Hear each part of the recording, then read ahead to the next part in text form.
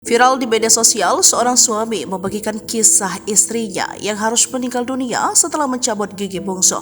Kejadian pilu itu dialami oleh istri pemilik akun bernama Davin. Davin membagikan pengalaman istrinya yang harus meninggal dunia setelah mencabut gigi bungsu. Semua berawal dari cabut gigi bungsu. Sudah gak gerasa sakit lagi ya mama? Udah enak di surga ya mama? Al-Fatihah, tulisnya dalam akun media sosial @david_as07. Kejadian ini bermula di tanggal 28 Desember 2023 lalu. Saat itu istrinya melakukan cabut gigi di praktik dokter spesialis gigi di daerah Ngawi, Jawa Timur. Namun setelah sehari dicabut, mulut pasien mengalami bengkak mulai dari mulut hingga ke leher. Hal ini tentu membuat sang suami cemas dengan kondisi istrinya. Setelah itu sang suami membawa lagi istrinya ke dokter spesialis gigi yang sama untuk konsultasi. Jawabannya hal yang biasa untuk bengkak pasca cabut gigi bungsu, tulisnya lagi. Tanpa diduga, ternyata infeksi itu serius setelah dibawa ke rumah sakit besar di kota Solo. Di rumah sakit, istrinya didiagnosa mengalami infeksi yang sudah menyebar ke bagian paru-paru dan harus dioperasi di bagian leher. Adanya saat meminta pertanggungjawaban dokter yang mencabut gigi bungsu istrinya, sang dokter justru tidak menanggapi hal tersebut. Hingga sang suami meminta agar kasus ini diviralkan. Saat itu menurut sang suami, dirinya tak tahu jika mencabut gigi bungsu harus dilakukan oleh dokter bedah mulut. Waktu itu kita hanya konsul di dokter gigi umum. Terus dia menganjurkan cabut setelah saya bawa hasil ronsen. Alhasil saya kira pencabutan gigi bungsu boleh dilakukan dokter gigi umum. Ternyata tidak boleh, harus dilakukan dengan bedah mulut. Jelasnya, banyak warganet menyarankan agar pasien datang ke bedah mulut jika ingin melakukan cabut gigi.